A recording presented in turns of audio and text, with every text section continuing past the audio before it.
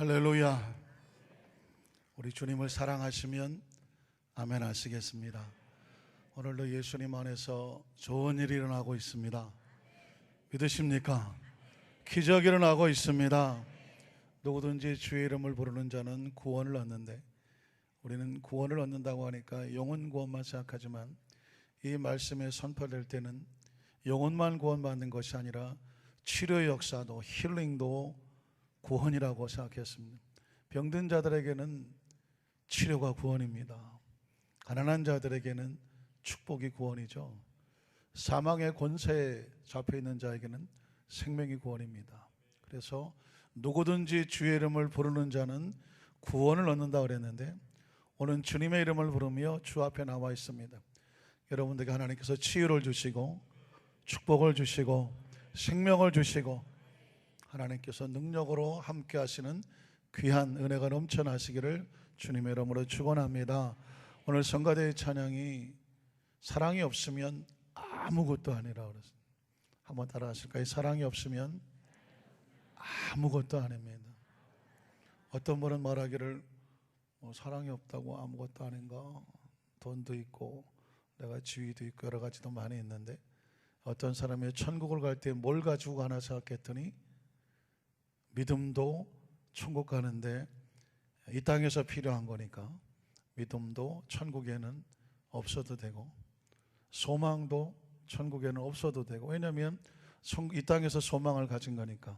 이미 천국에 갔을 때 믿음도 이루고 소망도 이루었으니까. 그런데 여전히 천국에도 필요한 건 뭐가 있더라고요? 사랑이었다. 천국에 사랑이 없으면 더 이상 천국이 아니죠.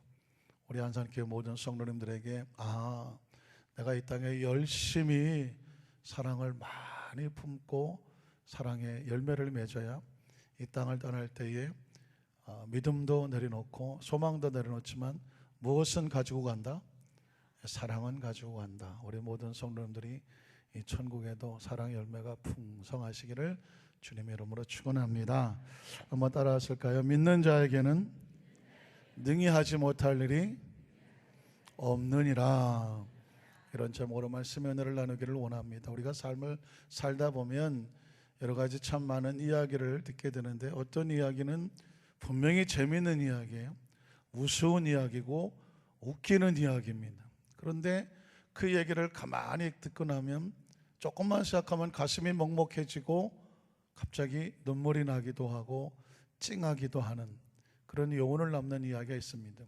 여러분 혹시 뻔히 아는 이야기 중에 하나인데요, 어떤 젊은 아빠가 7살짜리 아들을 데리고 목욕탕을 갔습니다. 요즘은, 예전에는 7살짜리가 미운 7살짜리였는데 요즘은 5살로 내려왔다가 3살, 2살까지 내려오기도 하더라고요. 아이들이 워낙 빨라서. 예전에는 7살짜리가 미운 7살짜리였습니다. 이 아이를 데리고 목욕탕을 갔습니다. 아빠가 탕 안에 들어갔더니 몸도 넉적지근하고 혈액순도 잘 되고 얼굴도 그냥 붉게 되면서 자기도 모르게 아이고 시원하다 소리가 나왔습니다. 그렇죠? 사우나에 들어가서 몸을 쫙 눕히고 있으면 정말 시원하죠. 그런데 그 소리를 듣고 7살짜리가 아빠 정말 시원해? 자기가 보니까 김이 모락모락 나는데 아빠가 들어가서 시원하다고 말하니까 신기한 거죠. 또 그 당시 아이들은 아빠가 슈퍼맨이잖아요. 7살짜리 눈에 아빠는 슈퍼맨이죠. 아빠 말이 법이죠. 그래서 그래 아주 시원해, 너도 좀 들어와 봐. 그랬더니 긴가민가 한데도 불구하고 아빠가 시원하다 하니까 철석같이 믿고 다가가서 그 발을 탕 안에다가 집어넣는 순간 여러분이 상상하는 대로 어떻게 했나요? 뜨거! 그리고 그냥 뒤로 물러가면서 했다는 말이 저 유명한 세상에 믿을 놈 하나도 없더라. 그렇죠. 아이는 아빠가 철석까지 시원하다고 했으니까 아마 그걸 기대했을지 몰라요. 아주 시원한 찬물을 기억했을까요? 그런데 뜨거우니까 놀라서 자기도 모르게 세상에 믿을 놈 하나도 없더라. 웃기는 얘기죠. 우스운 얘기입니다. 조크도 될 수도 있고 농담도 될 수가 있겠는데, 그러나 여러분 가슴 아프지 않습니까? 이 아이가 만약 성장을 했습니다. 이 아이도 커서 결혼을 하고 아들을 뒀습니다. 예전에 아버지처럼, 아빠처럼 자기도 7살짜리 아들을 데리고 목욕탕을 갔습니다. 그리고 탕 안에 들어가니 자기도 모르게 아이고 시원하다 소리가 나왔습니다. 아마 이랬을까요? 아이를 데리고 와서 보니까 예전에 우리 아빠가 탕 안에서 아이고 시원하다 했던 얘기가 이런 느낌이었겠구나. 그러니까 자기도 모르게 시원하다 소리가 나왔는데, 같이 데리고 갔던 꼬마가, 아들이 아빠 정말 시원해? 물어보니까 자기도 아빠처럼 말하게 되는 거죠. 그럼 시원하지, 너도 들어와 봐. 그랬더니 그 아이도 아빠를 믿고 그 발에 탕 안에 집어넣었다가 역시 아이고 뜨거워 돌아서고 뭐라고 말했을까요? 애들은 똑같습니다. 세상에 믿을 놈 하나 없다. 제가 상상해 놓은 건데요, 그 소리를 들으면서 이 아빠는 얼마나 가슴이 철렁했을까요? 예전에 아빠의 마음이 이랬을 때, 아버지의 마음이 이랬을 텐데 그것을 이해하지 못하고 세상에 믿을 놈 하나도 없다고 그랬는데, 그 이야기를 들었을 때 아버지가 얼마나 마음이 아팠을까. 왜냐하면 꼬마가 한 얘기인데도 자기가 들어보니까 마음이 철렁하거든요. 세상에 어느 아버지가 아들로부터 믿을 수 없다는 얘기를 듣는 순간 그것이 얼마나 아픔입니까? 비록 조크와 같고 유머와 같지만 제가 상상력을 발휘해 보니까 아무리 가까운 아버지 아들이라도 신뢰가 깨지면, 믿을 수 없다는 말이 나오면 이것처럼 가슴 아픈 관계는 없는 거죠. 인생의 삶의 가장 중요한 관계는 어떻게 이루어지느냐? 신뢰로 이루어지는 것이죠. 그래서 그 나중에 아버지의 마음을 깨닫고 아버지가 거짓말하고 믿을 수 없는 말을 한 것이 아니라 이런 느낌이었다는 것을 깨닫게 되고 아버지의 심정을 이해하게 되면 그걸 세상 말로는 철들었다고 말하는 거죠. 너도 자식 낳아봐. 그 얘기는 뭘까요? 부모의 마음을 헤아리게 된다는 것이죠. 부모의 마음을 헤아리게 되면 철들었다고 하죠.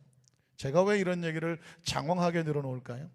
신앙생활 속에서 우리가 하나님의 마음을 정말 절실하게 그 마음의 심정을 헤아리고 신뢰를 갖게 되는 것, 이게 하나님께서 우리에게 절실하게 요구하시는 것입니다. 하나님의 고민은 뭘까요? 이 땅의 피조물들이, 그것도 하나님의 영을 집어넣고 하나님의 형상과 모양을 닮은 사람들이, 만물을 지배하고 통제하고 하나님께서 주신, 맡겨놓으신 그 사람들이 누구를 신뢰하게 원하실까요? 창조주 하나님을 신뢰하는 거죠. 그냥 신뢰하는 것이 아니라 철저하게 하나님이 창조주가 되시고 우리의 아버지가 되심을 믿습니다. 이 고백 하나 듣기를 그렇게 원하시는 건데, 그 고백을 할 줄 아는 사람을 신앙을 가진 사람이라고 말하고 믿음을 가진 사람이라고 말합니다. 사실상 저와 여러분 오늘 예배에 나와 앉아있지만 우리는 얼마나 하나님 앞에 정철하게 정말 100%의 신앙의 고백을 해드릴 수 있을까요? 하나님께서 우리에게 원하는 것은 이 놀라운 이 고백, 이 철저하게 의지하는 그 신뢰 위에 하나님은 역사하시는 것입니다. 오늘 성경 본문의 이야기는 귀신 들린 아이를 예수님이 고쳐주신 사건이지만, 이 말씀을 조금 더 다른 각도에서 보니까 이 말씀을 통해서 하나님께서, 예수님께서 이 시대 속에 우리에게 원하는 것은 철저하게 신뢰해 드리는 그 신앙의 믿음의 고백을 듣기를 그렇게 원하시는구나, 하나님의 마음을 발견해낼 수가 있습니다. 오늘 본문의 상황은 우리가 너무나 잘 알고 있는 것처럼 한 아이가 귀신 들려 고통당하는 모습인데요, 마가복음 9장 17절로 18절에 보면 마귀에 눌려 산다는 것이 얼마나 비참한 모습인지를 성경에서 보여줍니다. 자, 무리 중에 하나가 대답하되 선생님, 말 못하게 귀신 들린, 자, 말을 못하는 벙어리라고 할 수 있겠죠. 언어의 능력을 상실했는데 사람에게 다가오는 문제는 의학적으로, 유전적으로 다가올 수도 있겠고요, 사고로 말미암아 기능을 상실할 수도 있겠는데, 또 다른 원인 중에 하나는 뭐냐면 귀신이 우리의 삶에 치고 돌아오면 병을 일으키고 사고를 일으키고 저주를 갖다 주고 문제를 갖다 줄 수가 있는데, 우리가 오늘 성경 본문 속에서 귀신의 역사로 나타나는 이 질병의 문제를 한번 살펴보려고 하는 것입니다. 이 아이가 말을 못합니다. 원인이 뭘까요? 귀신이 들렸다고 말하고 있습니다. 귀신이 잡혀서 말할 수 있는 기능을 상실합니다. 귀신 들린 내 아들을 선생님께 데려왔나이다. 귀신이 어디선지 그를 잡으면, 영어로는 포제션이는 점령해서 통제하고 아주 포로 삼아버린 것을 말합니다. 귀신 들린 상태를 귀신이 들어와서 시키는 대로 움직이게 만들었습니다. 그래서 성경이 그냥 잡으면 이렇게 표현을 썼는데, 귀신이 통제하게 되면 어떻게 되냐면 자기 의사와 능력이 없으니까 시키는 대로 거꾸러지고 거품을 흘리고, 여러분 어떤 현상이 나옵니까? 이 귀신에게 잡혀서 간질병을 앓고 있는 것을 보게 됩니다. 거꾸러져서 거품을 흘리며 이를 갈고 있습니다. 여러분 간질하는 모습 보셨습니까? 귀신이 들리면 여러 가지 질병이 나타나는데 그 중에 하나 중에서 간질병이 있습니다. 물론 간질병이 걸렸다고 다 귀신이 들린 것은 아니지만 귀신이 들려서 간질병의 역사가 나타날 수가 있다는 것입니다. 그리고 간질병이 걸려서 온몸이 망가지니까 점점 시퍼렇게 죽어가게 되는 것이죠. 자, 내가 선생님의 제자들에게 내쫓아달라 하였으나 그들이 능히 하지를 못하다. 이 질병이 치료되는 것은 귀신이 떨어져 나가야 되는, 쫓아버려야 되는 상황입니다. 거기다가 20절에 보면 귀신이 들어오면 이런 일이 더 벌어집니다. 이에 데리고 오니 귀신이 예수를 보고 곧 그 아이로 심히 온몸이 부들부들 떨게 하는 경련을 일으켰다는 겁니다. 자, 정확하게 말하면 이 아이가 경련을 하니, 주어가 이 아이가 아니죠. 주어가 귀신입니다. 귀신이 그 아이로 심히 경련을 하도록 일으키게 했다고 말하고 있습니다. 그러니까 귀신에게 잡힌다는 것이 얼마나 무서운 결과를 가져오는지를 보여주고 있습니다. 자, 21절로 22절에 보면 귀신은 또 이런 역사를 합니다. 예수께서 그 아버지에게 물으시되 언제부터 이렇게 되었느냐 하시니 이르되 어릴 때부터입니다. 귀신이 그를 어떻게 하려고? 죽이려고. 자, 여러분, 귀신은 절대로 우리의 삶에 들어와서 우리를 행복하게 하거나 재미있게 하거나 우리의 삶을 윤택하고 아름답고 성공적이고 사람답게 살게 하지 않습니다. 처음에 들어올 때는 어떤 유혹하고 달콤하게 들어올지 모르겠지만 귀신은 그 생명을 도적질하고 죽이고 멸망시키려고 하는 것이 귀신의 목적입니다. 그래서 귀신에 들린 이 아이를 불 속에도 집어던지고 물 속에도 집어던져서 그 생명을 죽이려 했다는 것을 볼 수가 있습니다. 오늘 저와 여러분의 삶 현장 가운데 귀신이라고 하는 얘기는 낯선 이야기가 아닙니다. 왜냐하면 하나님을 떠난 삶의 그 모습은, 하나님을 떠나면, 그 성령이 떠나면 바로 귀신의 역사가 다가옵니다. 여러분, 창세기 3장에 보면 하나님께서는 아담과 하와에게 그 모든 에덴 동산을 맡기셨습니다. 하나님은 좋으신 하나님이시라 하나님의 형상과 모양도 주셨죠. 저와 여러분의 형상과 모양이 어디서 왔냐면 하나님으로부터 왔습니다. 믿으십니까? 그렇다고 하나님께서 뭐 머리가 갖고 계시고 이렇게 몸을 가지셨느냐? 그건 아닙니다. 하나님의 형상과 모양이라고 하는 것은 인격적이라고 말하는데 지성과 감정과 의지가 있어서 이것이 조화를 이루어서 올바른 진리를 선택하며 그렇게 삶을 살아가게 되는 이런 이 짐승과 다른 인격적이라고 말하는 지성과 감정과 의지는 하나님으로부터 왔다는 것입니다. 그래서 우리 하나님께서는 우리 성가대의 찬양처럼 서로 더불어 아름답게 사랑하며 행복하게 삶을 살게 하는 이런 삶의 절대 가치도 어디서 왔냐면 하나님으로부터 왔습니다. 믿으십니까?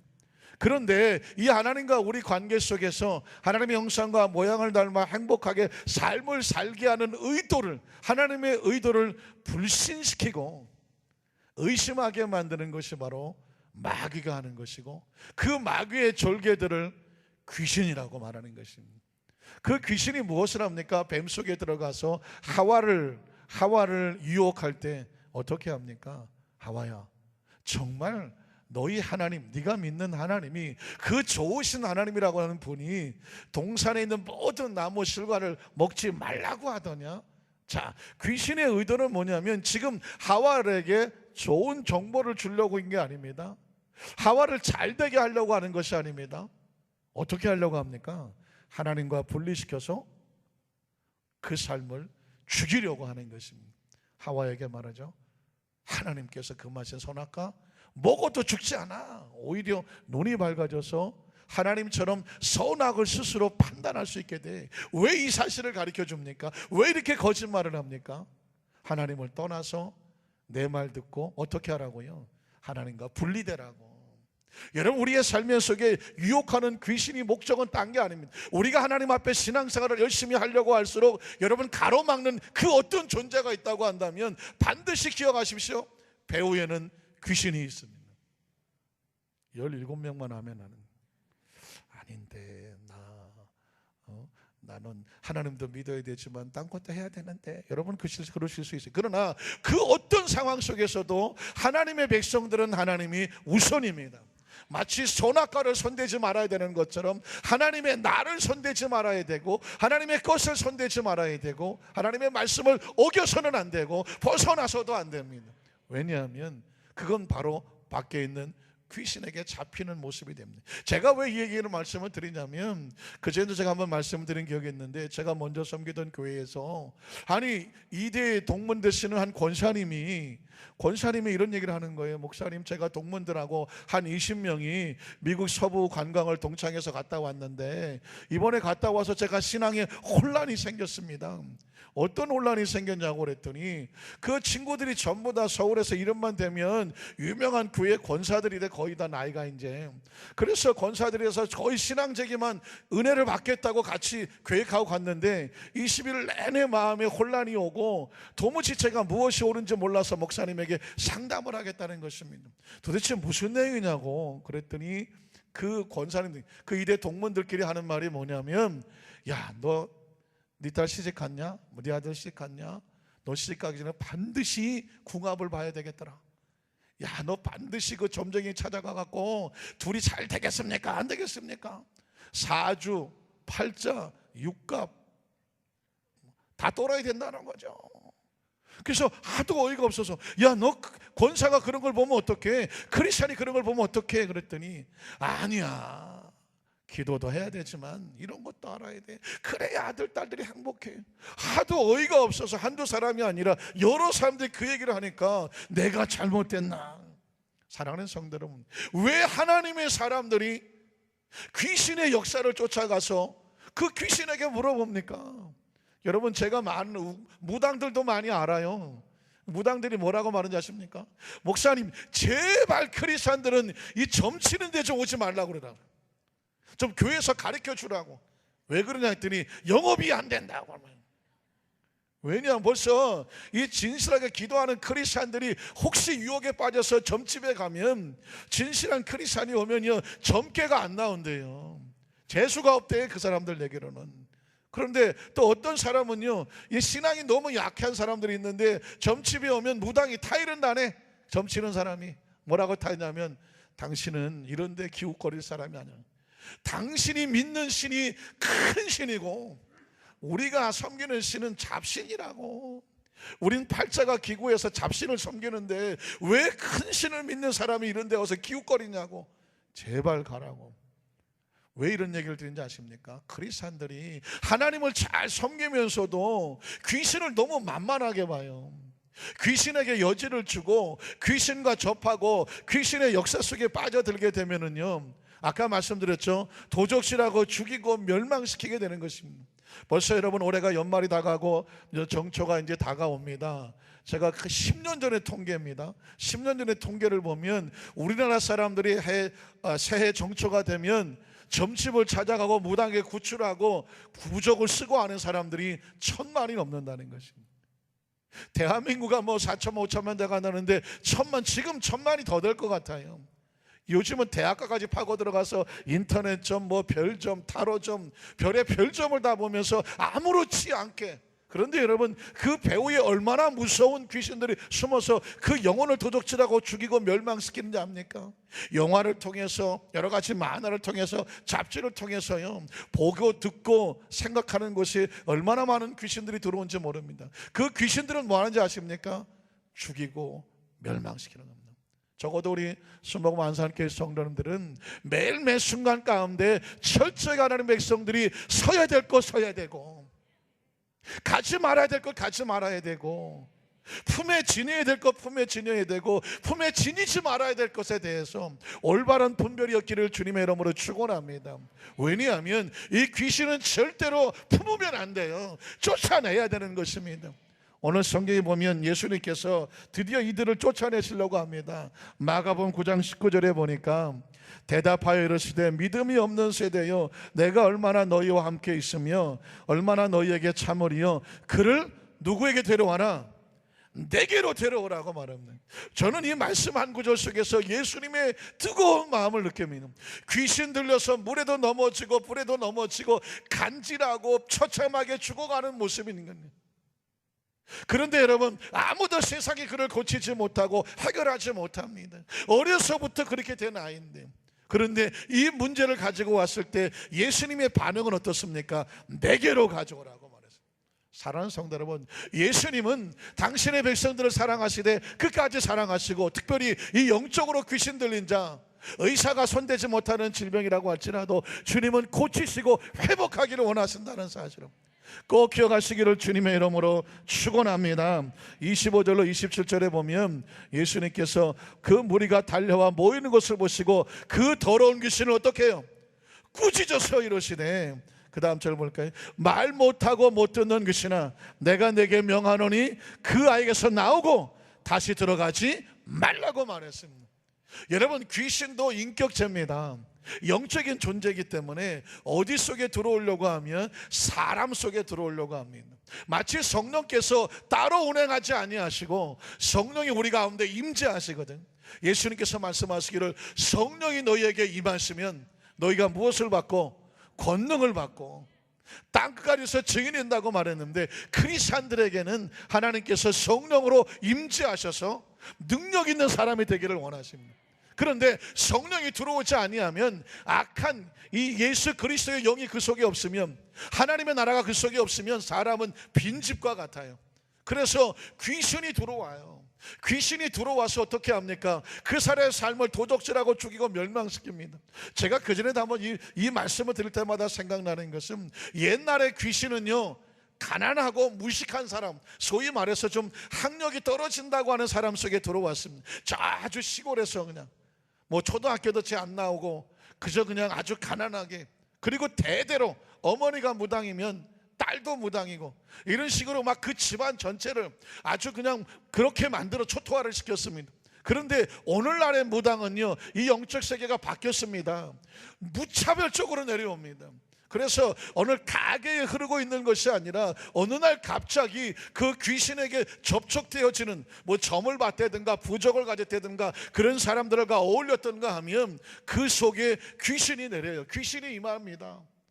옛날에 보니까 검사한테도 들어가고 대학 교수한테, 왜 그러냐면 무차별 고학력자들에게 들어갑니다. 그리고 이제 내림굿이 내림이 아니라 강신입니다. 비워치면 아무 속에나 들어갑니다.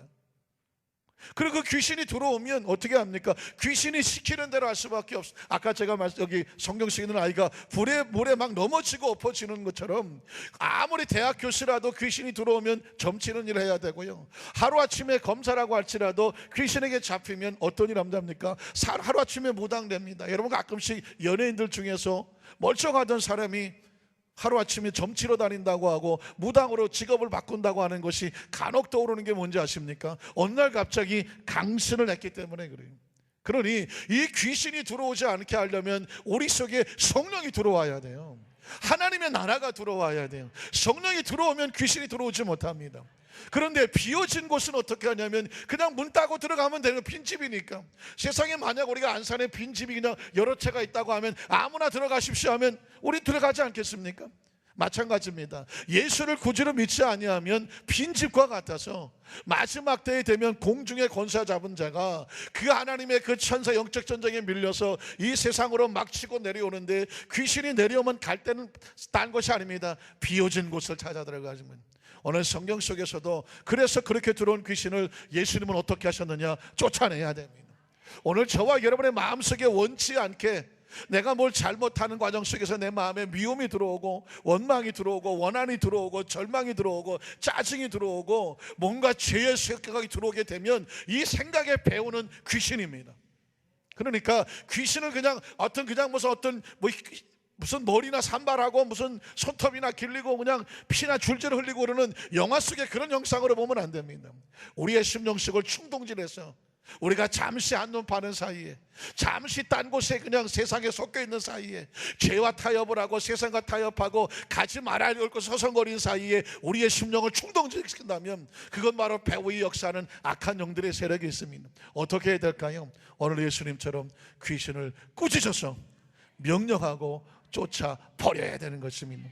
어떤 성도님께서 남편, 믿지 않는 남편이 예수 좀 믿으라고 그렇게 예수 믿으라 그래도 예수를 안 믿는, 그래서 그분이 남편 출근할 때마다 맨날 등짝에다가 십자가를 걷대요.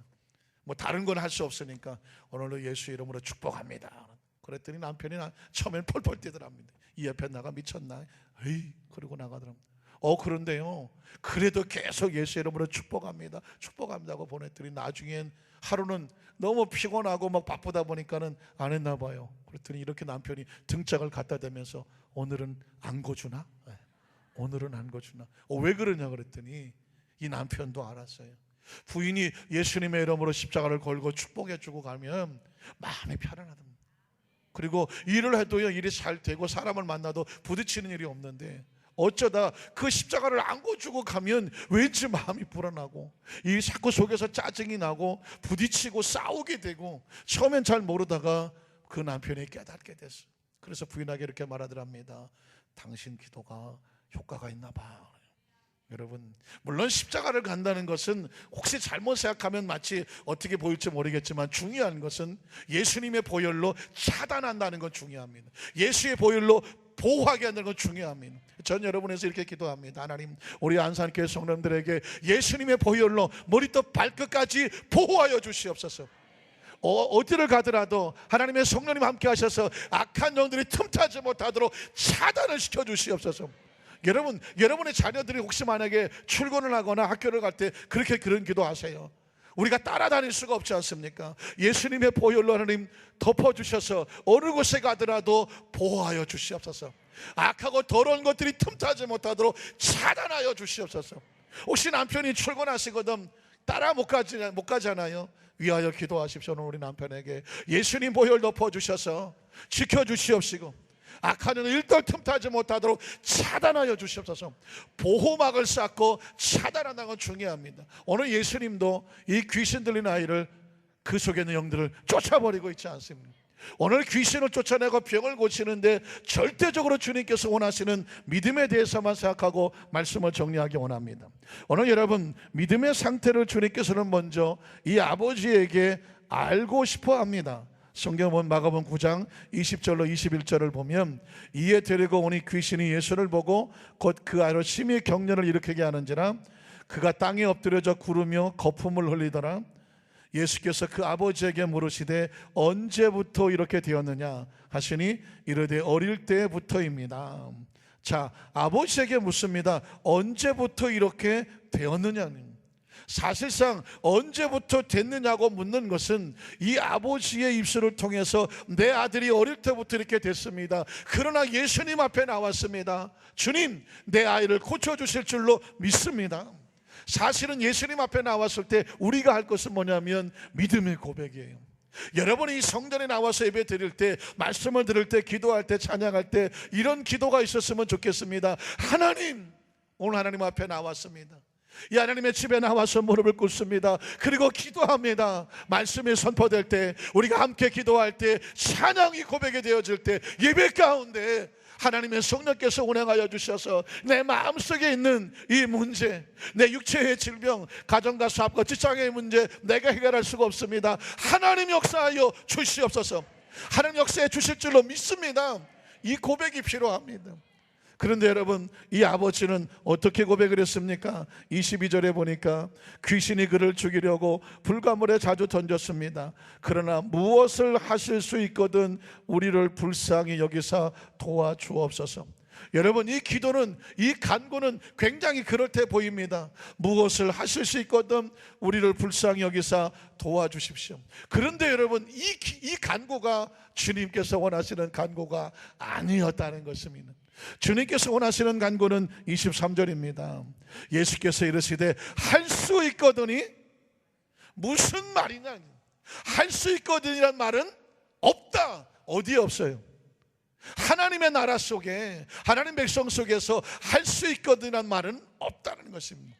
우리가 말하기를, 우리 한국말로는 할 수 있거든이 이렇게 말하면 그 말이 이렇게 부정적으로 보이지는 않아요. 그런데 할 수 있거든이란 말은 영어로 보면 여러분 혹시 기억하시면 maybe라는 단어도 있고 probably라는 말 단어도 있고 perhaps라는 단어가 있는데, 그 미국 사람들은 그 단어마다 이렇게 표현을 하더라고요. probably 같은 경우에는 가능성이 별로, 아마도 50%도 안 돼요. maybe 하면 50대 50 이 정도 하는 거예요. perhaps도 50대 50 이렇게 하는 거예요. 그러니까 미국 사람들은 자기가 아마도라는 말을 쓸 때에 요 가능성이 50%가 안 되는지 한 50%가 되는지 이런 걸로 섞어놓고 얘기를 해요. 그러니까 우리는 그 말을 잘 못 알아듣겠지만 미국 사람들은 가능성까지 섞어놓고 단어를 선택한단 말이죠. 그러니까 지금 이 사람은 예수님 앞에 나와서 할 수 있거든 이렇게 말할 때 그 말 속에는 50%의 가능성도 없는 거예요. 예수님께서 50%의 가능성도 없는 그 믿음 위에 역사하시지 않는다는 것입니다. 오늘 저와 여러분이 하나님 앞에 나왔을 때 여러분이 지금 가지고 있는 문제를 주님이 몇 프로 역사하실 거라고 믿습니까? 아이고, 예수 믿으려면 수학도 잘해야 되네. 그러니까 몇 프로인지도 얘기해. 다시 말해서 의심 없이 오늘 주님 의사가 뭐라고 말했든지, 내가 얼마나 오랫동안 이 문제 가지고 고생을 했든지, 내가 보기에는 절망이고 좌절이지만 하나님 안에서는 능치 못함이 없는 줄로 100% 믿습니다. 이 믿음의 고백이 필요한 겁니다. 그래서 예수님께서 할 수 있거든이 무슨 말이야, 50%가 무슨 말이야, 75%가 무슨 말이야, 하나님의 나라는 100%야 이 말이 그 말입니다. 할 수 있거든이 무슨 말이냐, 믿는 자에게 능치 못함이 없느니라. 24절에 보니까 비로소 아버지가 고백을 바꿉니다. 곧 그 아이의 아버지가 소리를 질러 이르되 내가 믿습니다. 이건 100%를 말하는 거예요. 주님, 내가 100% 믿기를 원합니다. 나의 믿음 없는 것을 도와주셔서 하더라. 여러분, 이 믿음의 고백이 선포되고 나서 드디어 예수님께서 마가복음 9장 25절로 27절에 이렇게 선포합니다. 예수께서 무리가 달려와 모이는 것을 보시고, 아까 그 장면이지만요, 그 더러운 귀신을 꾸짖었습니다. 이걸 영적 대결이라고 말합니다. 여러분, 예수님을 구주로 믿으시면 아멘 하시기 바랍니다. 예수님은 여러분에게 이미 귀신을 쫓아낼 수 있는 능력을 주셨습니다. 권세를 주셨습니다. 기억하십니까? 마가복음 16장 17절에 너희가 내 이름으로 귀신을 쫓아내고 병든 자의 손을 얹은 즉 나으리라. 여러분, 믿으십니까? 믿으십니까? 여러분, 이제 우린 다시 시작했으면 좋겠어요. 성경의 머리도 아는 것 말고 100% 이 시간에 우리가 손을 얹고 기도하는 것입니다. 예수님의 이름으로 100% 믿습니다. 너희가 내 이름으로 귀신을 쫓아내며 말씀했으니, 우리는 힘이 없지만 예수님의 이름 속에 100% 귀신이 떠나가는 것을 믿습니다. 병든 자의 손을 얹습니다. 여러분도 손을 얹으셔도 돼요. 예수님의 이름으로 손을 얹는 겁니다. 그리고 우리는 고백하는 것입니다. 우리의 손에 능력이 없지만 예수의 이름으로 손을 얹고 기도하면 병든 자가 나으리라. 나으리라. 전 우리 안산교회 성도들 모두가 예수 이름으로 귀신을 쫓아내고 병든 자 손을 얹으면 낫는 역사가 있기를 주님의 이름으로 축원합니다. 왜냐하면 예수님께서 승천하시기 전에 제자들에게 말씀하셨는데, 그 제자들에게만 하신 말씀이 아닙니다. 부활을 믿는 자, 예수님의 부활을 믿는 자, 예수님의 부활의 생명인 걸 믿는 자들에게는 이런 역사가 나타날 거라고 약속해 주셨습니다. 그리고 명령하셨습니다. 귀신 들린 자 손 얹어 예수 이름으로 떠나 간다고 말했습니다. 병든 자에게 손 얹어 예수 이름으로 떠나 간다고 말씀했습니다. 여러분, 이 말씀이 선포될 때에 이 말씀을 붙잡고 여러분 믿음으로 선포하시면 역사는 누가 할까요? 하나님이 역사하시는 것입니다. 여러분 보십시오. 예수께서 무리가 달려와 모이는 것을 보시고 그 더러운 귀신을 꾸짖어 이르시되 말 못하고 못 듣게 하는 귀신아, 내가 내게 명령하노니 그 아이에게서 나오고 다시 들어가지 말라 하시매, 귀신이 소리 지르며 아이로 심히 경련을 일으키게 하고 어떻게 했어요? 나갔다고 말하고 있습니다. 귀신은 권세예요. 귀신도 권세입니다. 아까 포제션이란 말을 썼죠. 귀신이 잡아요. 아이를 잡아요.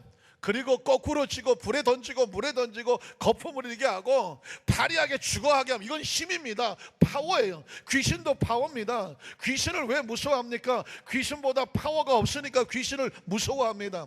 그러나 크리스찬들은 귀신을 무서워하지 않습니다. 귀신을 제압하는 더 큰 파워가 있습니다. 예수님의 이름이 파워입니다. 권세입니다. 그래서 너희가 내 이름으로 귀신을 쫓아내고 그랬거든요. 우리 힘이 아닙니다. 예수님의 이름으로 쫓아내는 것입니다. 그러면 큰 힘이 작은 힘을 제압하잖아요. 예수님의 힘이 귀신을 명령하니까 귀신이 나갔다고 말하고 있습니다. 우리의 머릿속에 기억하셔야 돼요. 예수님의 이름으로 기도하면 귀신은 나갑니다. 귀신은 나갑니다. 귀신은 나갑니다. 여러분, 귀신을 쫓아낼 때에 우리의 마음속에 귀신은 나간다 확신을 할 수가 있어야 돼요. 병도 예수 이름으로 기도하면 손 얹으면 낫는다 확신하셔야 돼요. 우리 힘엔 힘이 없어요. 그러나 예수 이름의 파워가 있습니다. 오늘 성경에 이런 기사가 왜 기록되어 있습니까? 이 말씀을 보고 도전을 받고 믿음을 가지고 너희도 그렇게 하라는 것입니다. 귀신이 소리 지르며 아이로 심히 경련을 일으키게 하고 나갔습니다. 그 아이가 죽은 것 같이 되어 많은 사람이 말하기를 죽었다 하나 예수께서 그 손을 잡아 일으키시니 이에 어떻게 됐어요? 죽은 것이 아니라 살아났다고 말씀하고 있습니다. 말씀을 정리하기를 원합니다. 사랑하는 성도 여러분, 이 말씀이 선포되면 말씀을 여러분 마음 가운데 레마로 받으세요. 그리고 그 말씀이 내게 주신 말씀으로 삼으세요. 오늘 이 시간에 여러분이 어떤 질병을 가지고 있든지 어떤 문제를 가지고 있든지 오늘 그 병이 나을 수 있다는 믿음을 갖게 되시길 바랍니다. 왜냐하면 그 믿음이 하나님 역사하십니다. 제가 미국에서 베데스다 대학교 교수를 하고 교회를 섬기고 부총장을 할 때에 제가 학생들을 가르치는 한 시간이었습니다. 그때 예수님의 치유 사역에 대해서 말씀을 가르쳤어요. 그리고 함께 기도했습니다. 그런데 한 학생이 쫓아왔어요. 목사님, 제가 목사님 말씀 강의 듣다가 보니까 이 기도하고 싶고 기도 받고 싶은 마음이 생겼습니다. 어떤 문제를 가지고 있습니까? 그랬더니 이 사람이 어때 기타리스트였어요.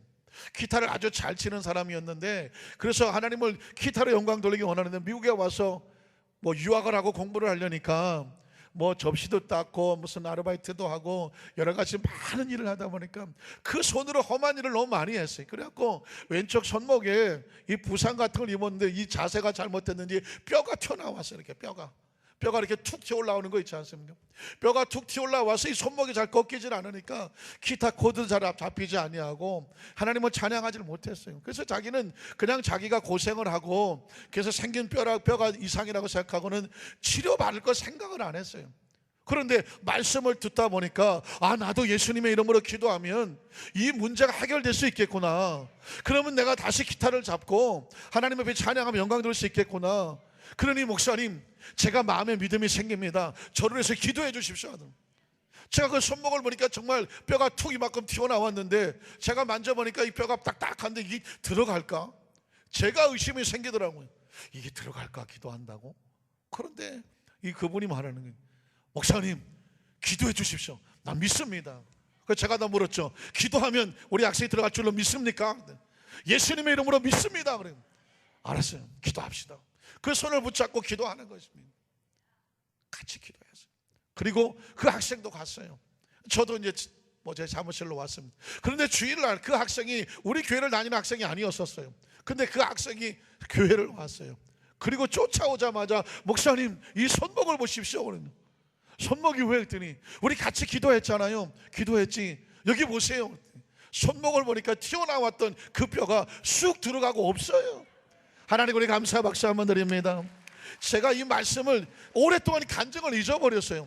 그런데 이 제 논문에다가 간증을 기억했던 걸 기억을 하는데 그때 장면이 다시 생각이 나는데 그거였어요. 그 말씀을 듣고 믿음이 생겼어요. 말씀을 듣기 전에는 소원도 없었어요. 믿음도 없었어요. 근데 말씀을 듣고 나니까 소원이 생기고 믿음이 생기고 기도하고 싶어지고 기도를 해달라고 하니까 그 믿음을 가지고 기도한 것에 같이 기도하니까 기적은 일어난 줄로 믿습니다. 오늘도 여러분에게 그 기적은 일어납니다. 말씀을 붙잡고 말씀대로 기도하면 여러분 속에 오랫동안 감춰뒀던 것, 오래 속에 덮어뒀던 것, 그 문제가 됐든지 영적 전쟁이 됐든지 그 어떤 가난과 저주가 됐든지 아니면 어떤 질병이 됐든지 우리 함께 기도할 때 주님께서 오늘 이 시간에도 동일한 역사로 여러분을 치료해 줄 줄로 믿습니다. 여러분의 주인공이 되시기를 주님의 이름으로 축원합니다.